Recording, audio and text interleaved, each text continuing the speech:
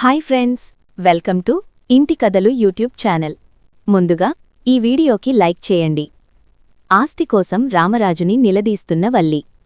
చంప పగలగొట్టి చందు నాకన్న కొడుకు కాదని నిజాన్ని బయటపెట్టిన వేదవతి. అసలిదంతా ఎలా జరగబోతోంది? చందు రామరాజు వేదవతుల కొడుకు కదా? అసలేం జరిగింది అనేది ఈ వీడియోలో తెలుసుకుందాం. వీడియో చివరి వరకు స్కిప్ చేయకుండా చూసేయండి. ట్విస్ట్ అదిరిపోతుంది. నర్మదా, ప్రేమ ఇద్దరూ కూడా చందు బాధ చూడలేకపోతారు. చందు అయితే రామరాజుకు తెలియకుండా ఫుల్గా తాగేసి ఇంటికైతే వస్తాడు.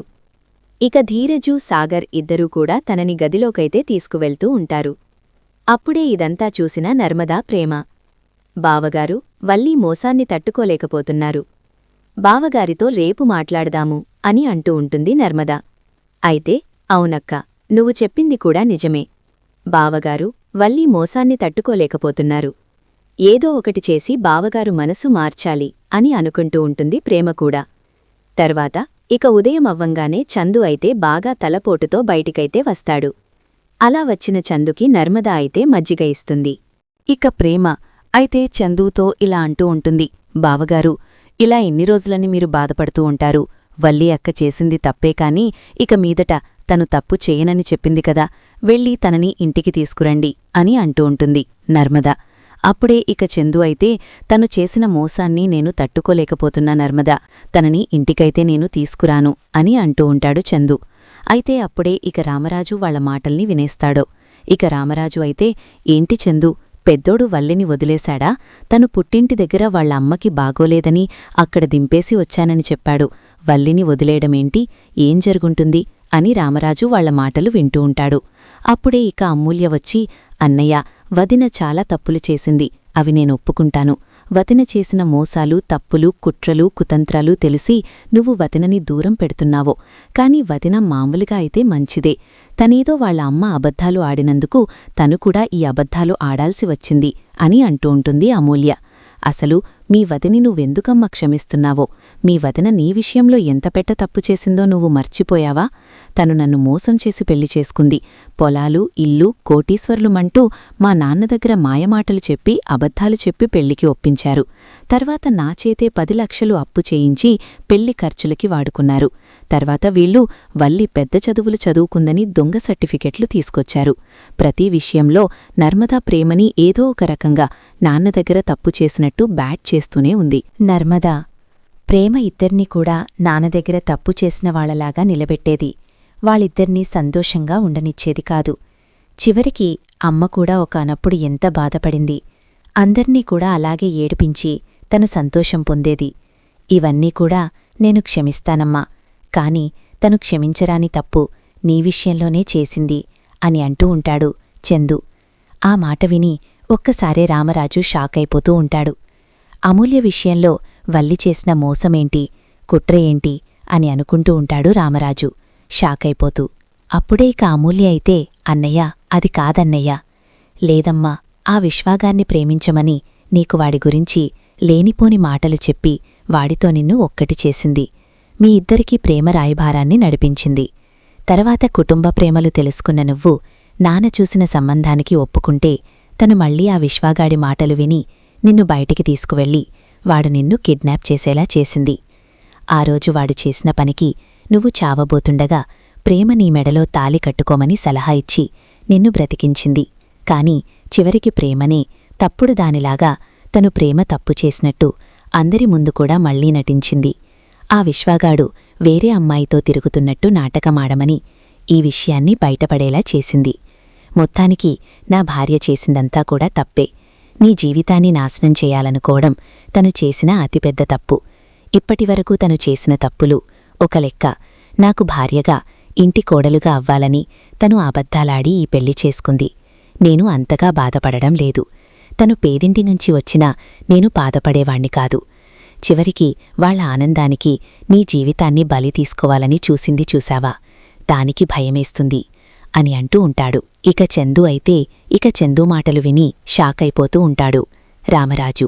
ఇక షాకైపోతూ, రామరాజు, వల్లి ఇన్ని కుట్రలు చేసిందా? నా కూతురు జీవితాన్ని నాశనం చేయాలని చూసిందా?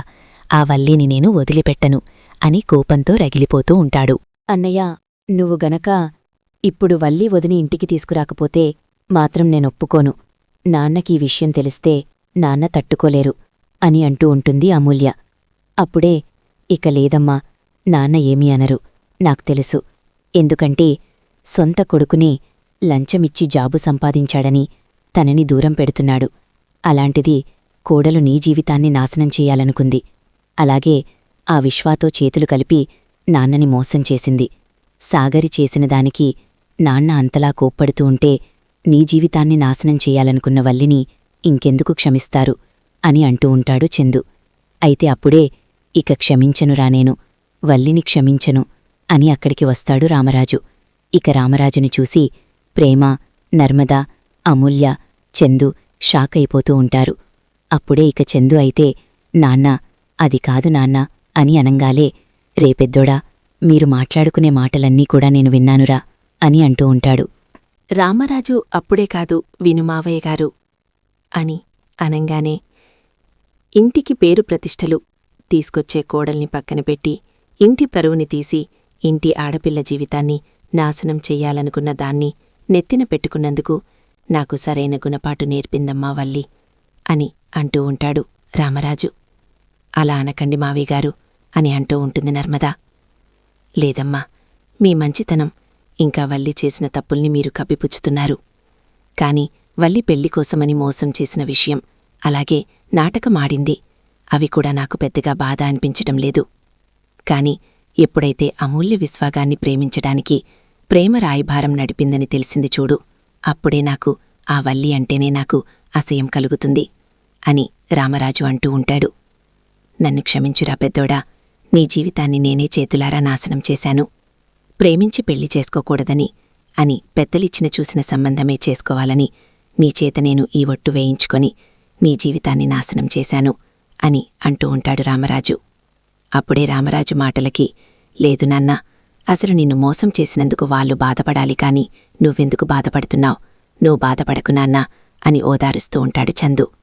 అయితే రే, నీ జీవితం గురించి నువ్వు ఏ నిర్ణయం తీసుకున్నా సరే నేను దానికి అంగీకరిస్తాను.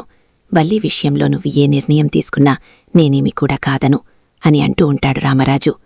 ఇక ఆ మాట విని చందు అయితే చాలా ఆనందపడుతూ ఉంటాడు. ఇంతలేక చందుని ప్రేమించిన అమ్మాయి అయితే తన భర్త యాక్సిడెంట్లో చనిపోవడంతో మళ్ళీ తిరిగి వస్తుంది. ఇక చందు కంటపడుతుంది. అప్పుడే ఇక చందు అయితే, ఏంటి నీ భర్త చనిపోయాడా అని అంటూ ఉంటే, అవును, ఆయన యాక్సిడెంట్లో చనిపోయారు. కాని అతనిని పెళ్లి చేసుకుని నేను 7 నెలలు కాపురం చేశాను. 7 నెలల్లోనే నా జీవితం అంతమైపోయింది అని బాధపడుతూ ఉంటుంది. అప్పుడిక చందు అయితే ఇక ఆమెతో పరిచయాన్ని మళ్ళీ మొదలు పెడతాడు. ఇద్దరూ కూడా మాట్లాడుకోవడం అన్నీ కూడా చేస్తూ ఉంటారు. ఇదంతా కూడా ఇక ఆనందరావైతే చూస్తాడు. ఇక ఆనందరావు చూసి షాక్ అయిపోతా అమ్మడు నీకు ఇంకో అన్యాయం జరిగిపోతుంది అని అంటూ ఉంటాడు ఆనందరావు. ఏంటి నాన్నా, నువ్వేమన్నా చెప్పాలంటున్నావా అంటే నాకు భయమేస్తుంది. నా జీవితం మళ్ళీ అన్యాయమైపోవడమేంటి అని అడుగుతూ ఉంటుంది వల్లి. అప్పుడే ఇక వల్లితో ఆనందారం ఇలా అంటూ ఉంటాడు. అవునే అమ్మడు, అసలు అల్లుడుగారు మరో ఒక అమ్మాయితో మాట్లాడుతూ చనువుగా ఉండడం నేను చూశాను అని అనంగానే ఒక్కసారే షాక్ అయిపోతూ ఉంటుంది వల్లి. నువ్విక్కడికి వచ్చేసరికి అల్లుడుగారు దాన్ని ఎవరితోనో తగులుకున్నారు. అసలు ఎవరు ఆమె అని ఆరా తీస్తే అప్పుడే మనకి తెలిసింది. అల్లుడుగారు ముందు ఆ అమ్మాయిని ప్రేమించారట, వాళ్ళిద్దరూ ఒకరికొకరు ప్రేమించుకున్నారట అని అనంగానే ఒక్కసారే షాక్ అయిపోతూ ఉంటుంది వల్లి. వాళ్ల ప్రేమకి పెద్దలు ఒప్పుకోకపోవడంతో ఆ అమ్మాయి వేరేవాణ్ణి పెళ్లి చేసుకుని వెళ్ళిపోయింది. కాని అతను కొద్ది నెలల్లోనే యాక్సిడెంట్లో చనిపోవడంతో మళ్లీ పుట్టింటికి వచ్చేసింది. ఇప్పుడు మళ్లీ మీ ఆయనతో చనువుగా ఉంటుంది అమ్మడం. ఒకవేళ నువ్వు చేసిన మోసాన్ని మనసులో పెట్టుకుని నీమీద ఉన్న విరక్తితో మళ్లీ ప్రేమించిన అమ్మాయికి అల్లుడుగారు దగ్గరవుతున్నారేమో అని అంటూ ఉంటే ఆ మాట విని ఒక్కసారి వల్లియ షాక్ అయిపోతూ ఉంటుంది. లేదు నాన్న, అలా జరగడానికి వీల్లేదు. నేను వెంటనే మావయ్యగారిని కలవాలి. మావయ్యగారికి ఆయన ఖచ్చితంగా నిజం చెప్పుండరు. ఎందుకంటే మావయ్యగారు బాధపడితే ఆయన తట్టుకోలేరు. నేను మావయ్యగారి దగ్గరికి వెళ్ళి అప్పుడు మావయ్యగారికి ఏం చెయ్యాలో ఏం చెప్పాలో చెప్పి ప్రతిమిలాడి నేను తిరిగి ఇంటికి వెళ్ళిపోతాను. నేను ఇంట్లో ఉంటే ఆయనకి ఆ దాసే రాదు అని అంటూ ఉంటుంది వల్లి. అమ్మడు, నువ్వు చెప్పింది కరెక్టే. మనం ముందు మీ మావయ్యనే కలవాలి. పద వెళ్దాం. ఆయనకి ఖచ్చితంగా నిజం చెప్పరు. చెప్తే మళ్ళీ ఆయనకి ఏమవుతుందని వీళ్ళు భయపడతారు. ముందు మనం ఆ రామరాజు అన్నయ్య దగ్గరికి వెళ్దాం అని భాగ్యం కూడా అంటుంది. భాగ్యం, ఆనందారం, వల్లి ముగ్గురూ కూడా ఇంటికైతే వస్తారు. అలా వచ్చిన తర్వాత అప్పుడిక రామరాజైతే ఆగండి, ఎందుకొచ్చారు అని అడుగుతూ ఉంటాడు. రామరాజు అలా ఇంటికి వచ్చిన తర్వాత అప్పుడే రామరాజు అడగడంతో వల్లి అయితే, మావయ్యగారు, అదేంటి ఇంట్లోకి వస్తుంటే ఎందుకొస్తున్నారు అని అడుగుతారు. నేను మీ కోడల్ని కదా, ఇంట్లోకి రాకుండా ఎలా ఉంటాను మావయ్య అని అంటూ ఉంటుంది వల్లి నాటకమాడుతూ. అప్పుడిక రామరాజైతే, నువ్వు నా కోడలివి కాదు అని అంటూ ఉంటాడు. అయ్యో మావయ్యగారు, మీరు నన్ను అపార్థం చేసుకుంటున్నారు. 4 రోజులు మా అమ్మకి బాలేదని ఉన్నాను. కాని నేనేమీ అక్కడ శాశ్వతంగా ఉండడానికి వెళ్లలేదు మావయ్యగారు. మీ కోపం నాకు అర్థమైంది అని అంటూ ఉంటుంది వల్లి. అప్పుడిక రామరాజైతే వల్లి మీదకి చెయ్యెత్తుటాడు కొట్టడానికి. ఇక వల్లి షాక్ అయిపోతూ ఉంటుంది. నువ్వు కోడలివి కదా, ఒక ఆడదానివి కదా అని చెప్పి నిన్ను కొట్టలేక నా చెయ్యి సంస్కారంతో వెనక్కి తిరిగింది. లేకపోతే నీ చంప పగిలిపోయేది అని రామరాజు అంటూ ఉంటాడు. అప్పుడే ఇక చందు అందరూ కూడా వస్తారు. ఎందుకొచ్చావే మళ్ళీ నువ్వు, పోవే బయటికి అని అంటూ ఉంటే అప్పుడే ఇక ఆ మాట విని, చూశారా మావిగారు, నేనేమీ చెయ్యలేకపోయినా ఆయన నన్ను ఇలాగే అసహించుకుంటున్నారు. ఎవరితోనే తిరుగుతూ నన్ను దూరం పెడుతున్నారు అని అంటూ ఉంటుంది వల్లి. ఇక వల్లి చంప పగులు కొట్టేస్తాడు రామరాజు. ఇప్పటివరకు కూడా కొట్టకూడదని అనుకున్నాను. ఇక కొట్టక తప్పడం లేదు. నువ్వు చేసిన తప్పులన్నీ కూడా కప్పిపుచ్చుకొని నా కొడుకు తప్పు చేశాడని మాట్లాడుతున్నావా అని రామరాజు నిలదీస్తాడు. అప్పుడే ఇక రామరాజు అన్న మాటలకి షాక్ అయిపోతూ ఉంటుంది వల్లి అయితే. షాక్ అయిపోతూ, అది కాదు మావయ్యగారు, నేను చెప్పేది వినండి అని అంటూ ఉంటుంది. నువ్వు చెప్పేది నేను వినాల్సిన అవసరం లేదమ్మా అని అంటూ ఉంటాడు రామరాజు. అయితే నువ్వు నా కూతురి జీవితాన్ని ఎలా నాశనం చెయ్యాలనుకున్నావో అంతా కూడా నాకు తెలుసు. నా కూతురి జీవితాన్ని నువ్వు నాశనం చెయ్యాలనుకున్న విషయం నాకు తెలిసింది అని అంటూ ఉంటాడు రామరాజు. అప్పుడేక రామరావ్యాల మాగవికి షాక్ అయిపోతూ ఉంటుంది వల్లి.